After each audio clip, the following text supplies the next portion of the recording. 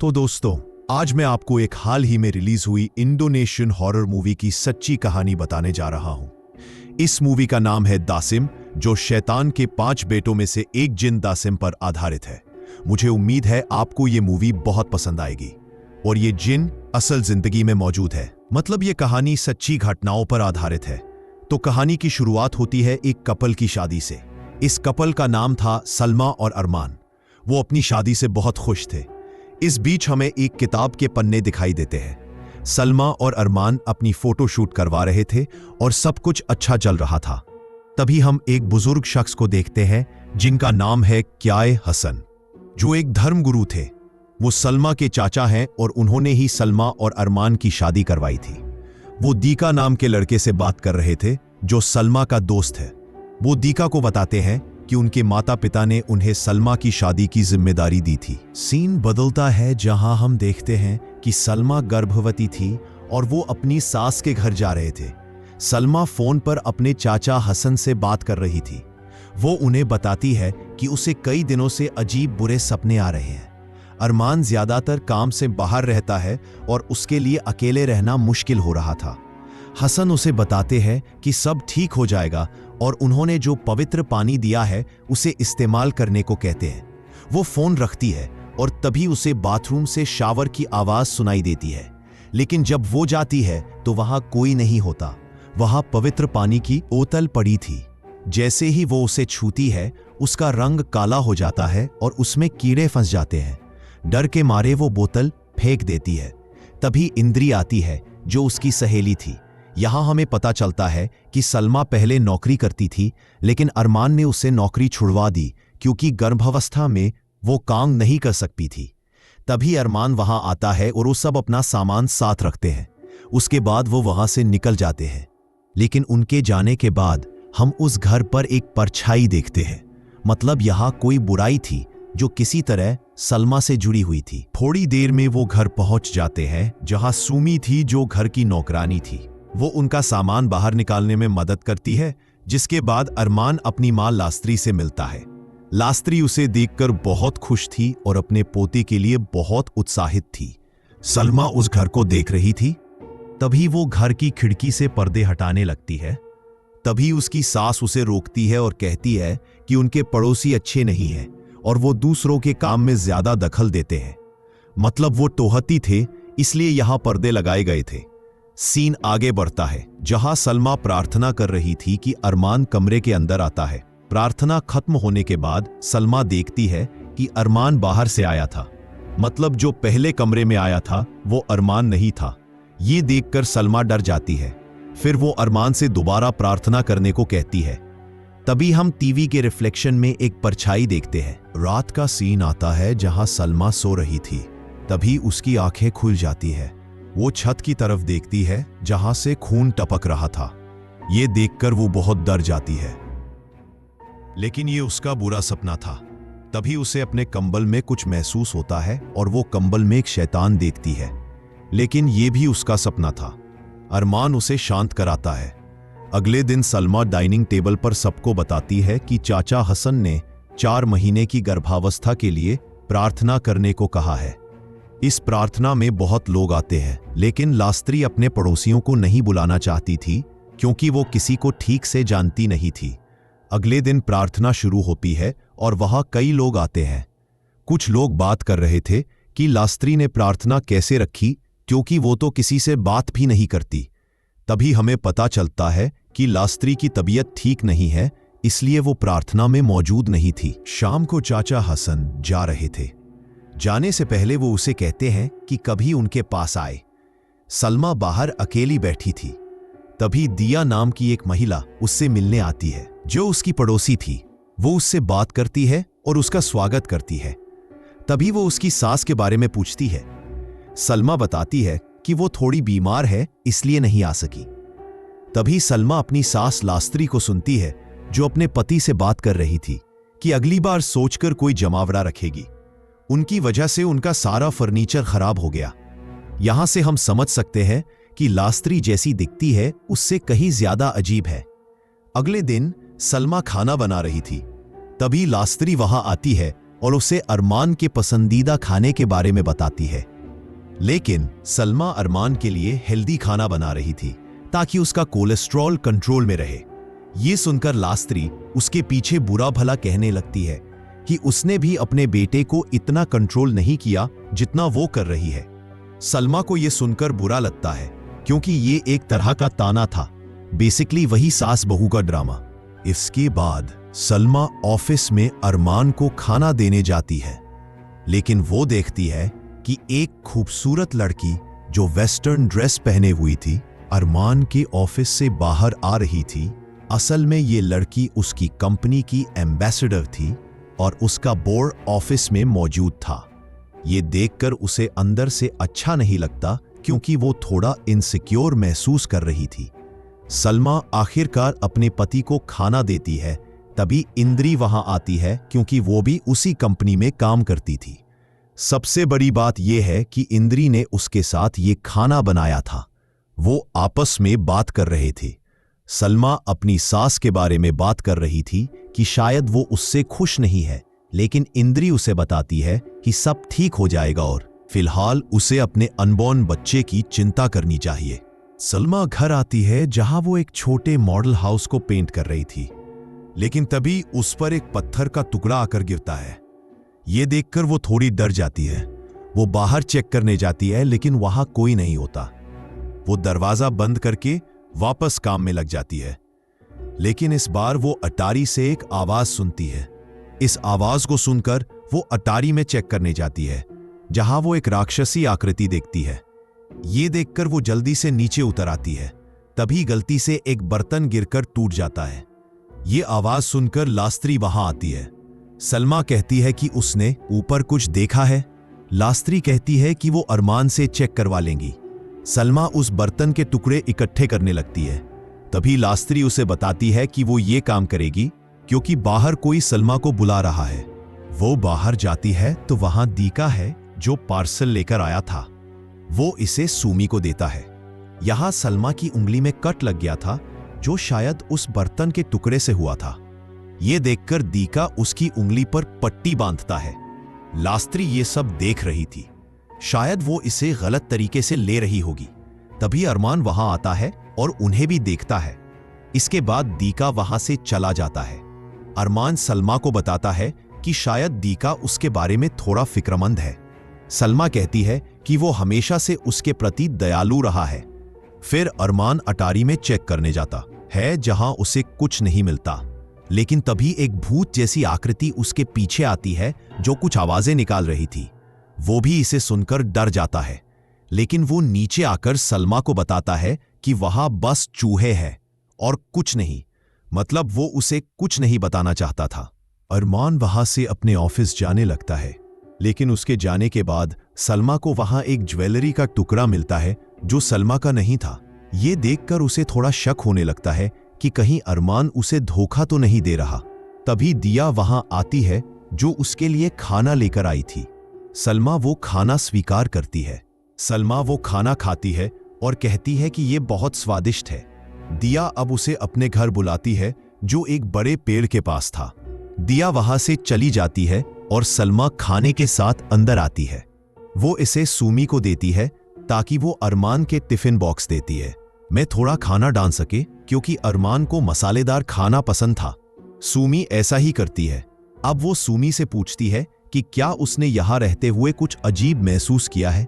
वो कहती है कि ये सब चीजें आम है, खासकर गर्भावस्था के दौरान। इसके बाद सलमा तैयार होने जाती है। जब वो बाथरूम में खुद को देखती है तो उसे वहां वही ज्वेलरी का टुकड़ा दिखता है। उसे लगता है कि उसका पति जरूर उसे धोखा दे रहा है।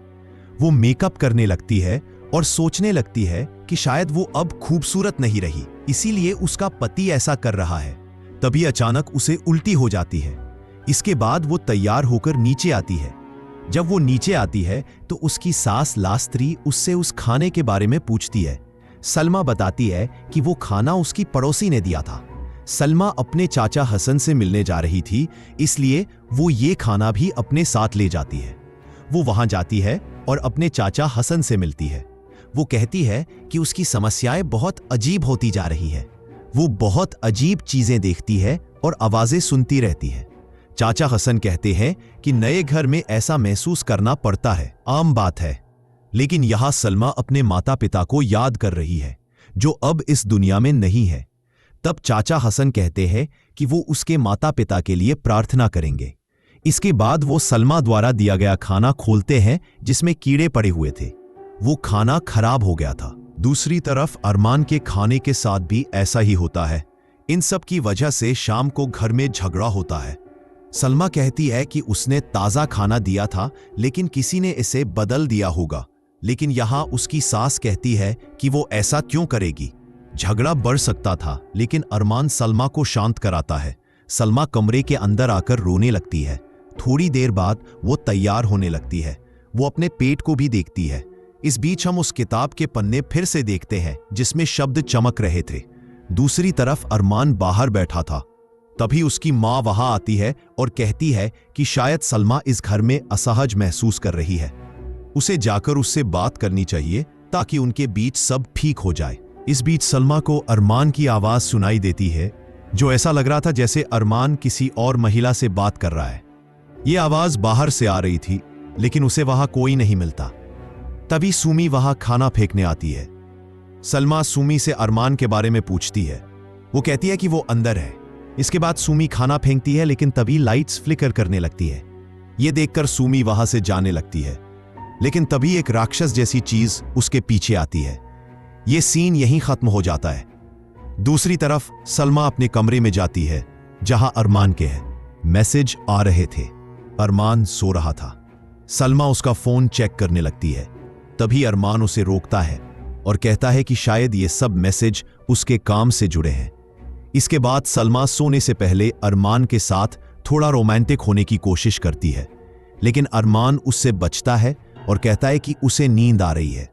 ये सब सुनकर सलमा रोने लगती है क्योंकि उसका शक सच होता जा रहा था। उसे लगता है कि अरमान उसे धोखा दे रहा है। अगले दिन सलमा पूरे घर में पवित्र पानी छिड़क रही थी। फिर हम सुमी को देखते हैं जो जिंदा थी, मतलब वो उस राक्षस से भाग गई थी। फिर सुमी लास्त्री से बात करती है कि सलमा जो सब कुछ महसूस कर रही थी शायद वो सच है, जैसे किसी की बुरी उपस्थिति। लास्त्री कहती है कि वो सब कुछ देख लेगी लेकिन पहले वो दिया के बारे में पता लगाती है। अगले सीन में सलमा अपने ऑफिस में बैठी थी। तभी उसे फिर से आवाजें सुनाई देने लगती हैं लेकिन इस बार पूरा घर हिलने लगता है। डर के मारे वो अपने पति को फोन करती है जो एक जरूरी मीटिंग में था। अरमान फोन उठाता है और सलमा उसे सब कुछ बताती है। तब वो कहता है कि उसकी बातों का कोई मतलब नहीं है। तब सलमा गुस्से में उसे बताती है कि वो उसके बारे में कभी चिंतित नहीं थी। वो चाहती है कि उसका प्रोजेक्ट फेल हो जाए।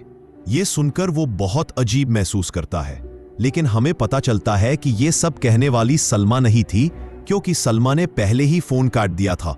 मतलब यहां कोई था जो पति पत्नी के बीच दरार पैदा करना चाहता था और वो इंसान नहीं बल्कि एक राक्षसी शक्ति थी। इन सब के बाद दीका वहां आता है जो सलमा की मदद करता है। इस बीच अटारी से एक आवाज आती है। दीका वहां चेक करने जाता है लेकिन वहां बहुत सारे पटाखे हैं। दूसरी तरफ अरमान अकेला बैठा था जिसके हाथ में एक लाइटर था। असल में अरमान पहले धूम्रपान करता था लेकिन उसने छोड़ दिया था। तभी इंद्री वहां आती है और उसके बगल में बैठ जाती है। यहां इंद्री उसे सिगरेट देती है और कहती है कि कभी कभी स्ट्रेस दूर करने के लिए इसका इस्तेमाल करना चाहिए। वो उससे पूछती है कि वो क्यों परेशान है। तब वो कहता है कि उसकी शादी ठीक नहीं चल रही लेकिन उसके अनुसार शादी में ऐसा होना नॉर्मल था। दूसरी तरफ हम सलमा को देखते हैं जो दीका को घर भेजती है। इसके बाद दिया सलमा के घर से बाहर आती है। सलमा दिया से बात करने जाती है। दिया सलमा को बताती है कि उसके साथ भी ऐसी चीजें हुई थी, मतलब उसके पति के साथ। लेकिन बाद में उसे पता चला कि उसका पति उसे धोखा दे रहा था। यह सुनकर सलमा और भी ज्यादा इनसिक्योर हो जाती है। यह सब लास्त्री खिड़की से देख रही थी। सीन बदलता है जहां सलमा रात को इंद्री को फोन करती है क्योंकि अरमान घर नहीं लौटा था। वो उससे पूछती है कि क्या अरमान अपनी टीम के साथ फिर से देर तक काम कर रहा है, लेकिन इंद्री को कहना पड़ता है कि उसने अपना सारा काम कर लिया है। यहां इंद्री ये भी बताती है कि कुछ लोग उसके साथ रुकने वाले थे। तब सलमा पूछती है कि क्या कंपनी की एम्बेसडर ऑफिस में आती रहती है। तब इंद्री कहती है कि वो शायद ही वहां आती है। यहां वो इंद्री से उसी महिला के बारे में बात कर रही थी जिसे उसने शुरुआत में ऑफिस में देखा था और जिसकी वजह से वो बहुत जलन महसूस कर रही थी। सलमा यहां फोन काटती है और ऑफिस चेक करने जाती है। यहां वो उस महिला को देखती है जो ऊपर जा रही थी। सलमा उसका पीछा करती है लेकिन वो बहुत तेज थी। वो ऊपर जाती है लेकिन उसे वहां कोई नहीं मिलता। फिर वो उस महिला को अरमान के केबिन से बाहर आते हुए देखती है। सलमा उस महिला के पीछे जाती है लेकिन वो वहां से जा चुकी थी। सलमा रेलिंग से टकराती है और फिर इंद्री उसके पास आती है।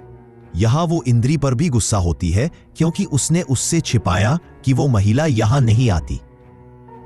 इसके बाद सलमा अरमान के पास जाती है और सीन बनाती है। वो उसे बताती है कि उसका उस महिला के साथ अफेयर चल रहा है, लेकिन अरमान नहीं समझ पाता कि वो क्या कह रही है। तब सलमा उसे वो पोस्टर दिखाती है जिसमें वो एम्बेसडर थी। अरमान यहां सीन नहीं बनाना चाहता, इसलिए वो उसे कार में कहीं ले जाने लगता है। वहां उनके बीच बहुत बहस होती है। बहस की वजह से वो एक भयानक एक्सीडेंट से बच जाते हैं। इसके बाद वो घर आते हैं जहां सलमा खुद को आईने में देखती है। तभी दूसरी तरफ वो किताब फिर से खुल जाती है। ये किताब कोई साधारण किताब नहीं बल्कि जादू की किताब थी और इसका असर सीधे सलमा पर हो रहा था। वो खुद को बदसूरत पाती है लेकिन ये असली नहीं था। मतलब कोई ताकत थी जो उसे बदसूरत बनाना चाहती थी। रात को अरमान सोफे पर सो रहा है क्योंकि सलमा और उसके बीच झगड़ा हुआ था। तभी सलमा उसके पास आती है और उसका गला घोंटने लगती है। ये देखकर अरमान बहुत डर जाता है, लेकिन तभी अचानक सलमा गायब हो जाती है। मतलब यहां ऐसे किरदार भी आ रहे थे जो असल में कभी होते नहीं हैं। आपके साथ साथ मिलना। अगले दिन उनके घर की नौकरानी दिया का पीछा करती है जो अपने घर गई थी, लेकिन तभी उसे वहां से एक आवाज सुनाई देती है और वो खिड़की से झांककर देखती है। वहां उसे पता चलता है कि वो घर पूरी तरह से खाली और वीरान था। अंदर कोई नहीं रह रहा था क्योंकि उस घर की हालत बहुत खराब थी। वहां कोई नहीं रह सकता था। लेकिन तभी एक भूत जैसी आकृति उसके सामने आती है।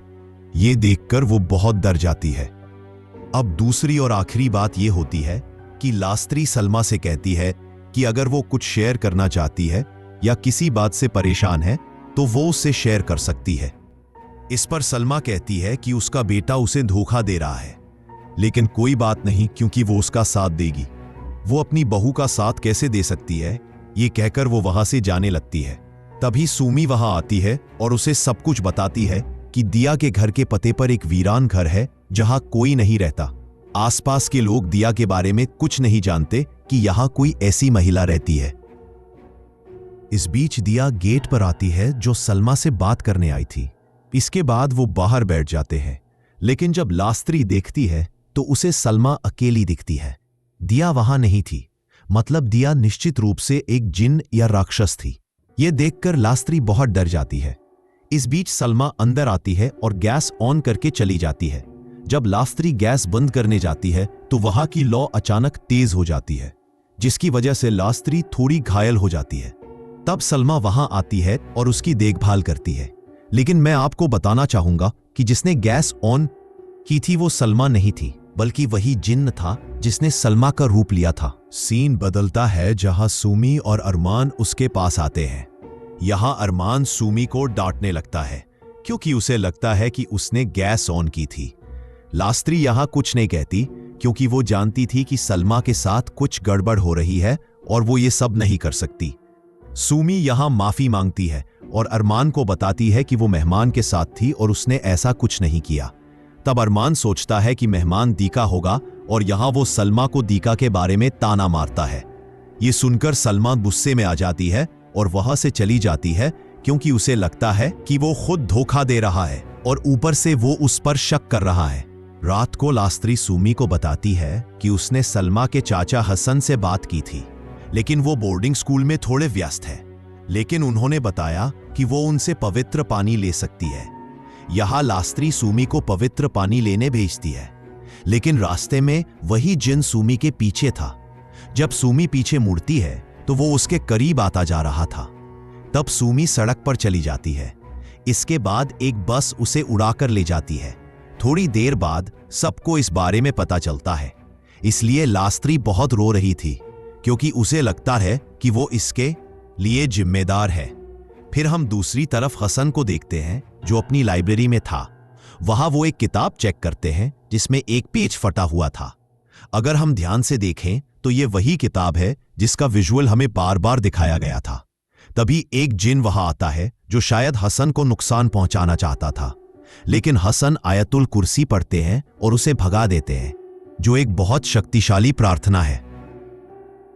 दूसरी तरफ लास्त्री उदास थी। तभी सलमा वहां आती है। वहां वो सलमा को बताती है कि वो उसके साथ है और उस पर भरोसा करती है। लेकिन इन सब के पीछे दिया का हाथ है, क्योंकि जहां दिया रहती है सुमी वहां गई थी और वो जगह पूरी तरह से वीरान है। ये सुनकर सलमा उस पर गुस्सा होती है, क्योंकि उसे लगता है कि सिर्फ दिया है जो उसे समझती है, लेकिन लास्त्री उसे उससे अलग करना चाहती है। इसके बाद सलमा वहां से चली जाती है और खुद दिया के घर चेक करने जाती है। उसके पास पवित्र पानी भी था। जब सलमा दिया के दरवाजे पर दस्तक देती है तो दिया आती है और उसका घर नॉर्मल दिखता है। दिया उसे अंदर बुलाती है और फिर वो बात करने लगती है, लेकिन यहां ये दिया या जिन उसे उसके सास ससुर के खिलाफ भड़का रही थी। यहां दिया और वो गले मिलती है। तब सलमा की नजर उस पवित्र पानी पर जाती है जो काला हो गया था और वो बोतल खुद ही टूट गई। यहां से सलमा को दिया पर शक होने लगता है। यहां वो उसका असली चेहरा देखती है जो आईने के रिफ्लेक्शन में साफ दिख रहा था। अब दिया या जिन समझ गई थी कि उसे सब पता चल गया है, इसलिए वो अपने असली रूप में आती है। इसकी वजह से सलमा बहुत डर जाती है। दूसरी तरफ घर के बाहर से कुछ आवाजें आने लगती हैं। जब लास्त्री बाहर जाकर देखती है तो उसे एक झाड़ू मिलती है। जैसे ही वो उसे छूती है उसके हाथ में जख्म हो जाता है। तभी सुमी उसके सामने आती है, लेकिन वो सुमी नहीं थी बल्कि वही जिन्न था। वो उसका पीछा करती है और ऐसा होता है कि झाड़ू सीढ़ियों से नीचे गिर जाती है और उसे बहुत चोटें लगती हैं। दूसरी तरफ सलमा बहुत डरी हुई थी, लेकिन वो आयतुल कुर्सी पढ़ती है और वहां से भागने लगती है। वो घर आती है और अपनी सास और पति को बुलाने लगती है, लेकिन कोई उसकी बात सुनने के लिए वहां नहीं था। अब वो जिन्न उसके सामने अलग अलग रूपों में आ रहा है, जिसमें से एक एम्बेसडर लेडी का रूप था। मतलब वो एम्बेसडर लेडी वही थी। मतलब मैंने आपको शुरुआत में बताया था कि इंद्री ने कहा था कि एम्बेसडर लेडी कभी वहां नहीं आती, लेकिन जब सलमा उसे बार बार देख रही थी तो इसका साफ मतलब था कि वो वही जिन्न था और वो बहुत तेजी से यात्रा कर रहा था। मतलब वो एक जिन्न था जो साफ तौर पर दोनों के बीच गलतफहमी पैदा करना चाहता था। सलमा यहां प्रार्थना करती है, जिसके बाद वो जिन्न अस्थायी रूप से गायब हो जाता है। फिर वो किसी तरह भागती है और सीधे इंद्री के घर आती है। वो इंद्री को बताती है कि उसे अपने चाचा हसन से किसी भी कीमत पर मिलना है और ये बहुत जरूरी है। इंद्री किसी तरह उसे वहां ले जाती है। इंद्री अंदर जाती है और तभी सलमा को वहां से एक लाइटर मिलती है जो उसके पति की थी। मतलब उसका पति भी वहां होगा।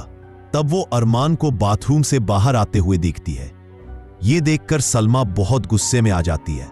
उसे लगता है कि इंद्री और अरमान का अफेयर चल रहा है।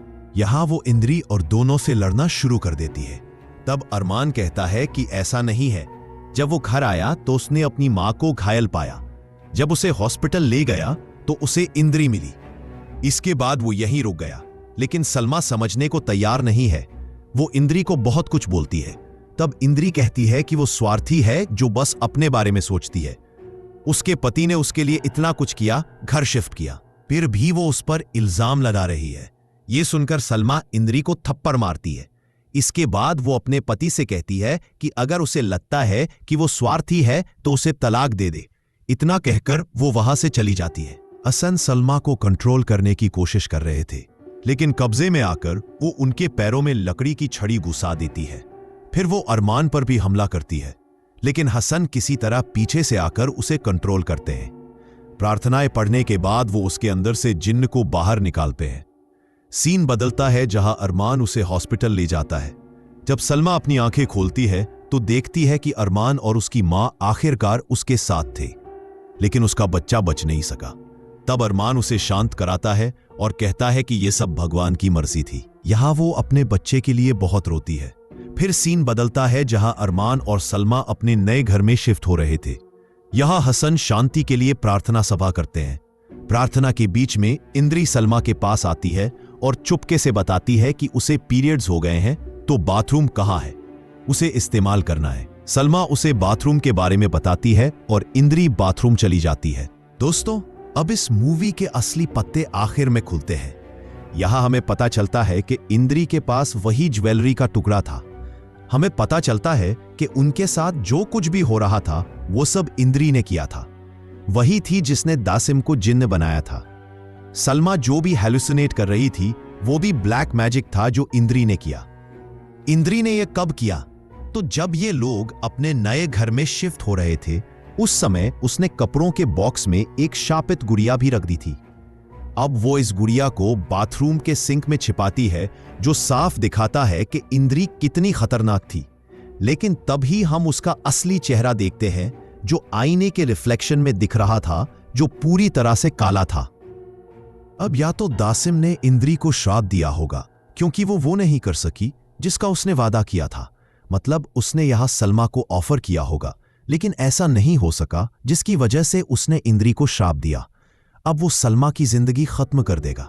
या फिर हो सकता है कि इंद्री शुरू से ही दासिम जिन्न हो, मतलब ये सब करने के लिए कोई और नहीं था।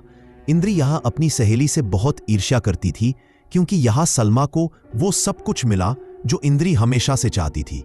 इसकी वजह से शायद वो सलमा की जिंदगी खत्म करना चाहती थी। और बूम, इसी के साथ मूवी यहां खत्म हो जाती है।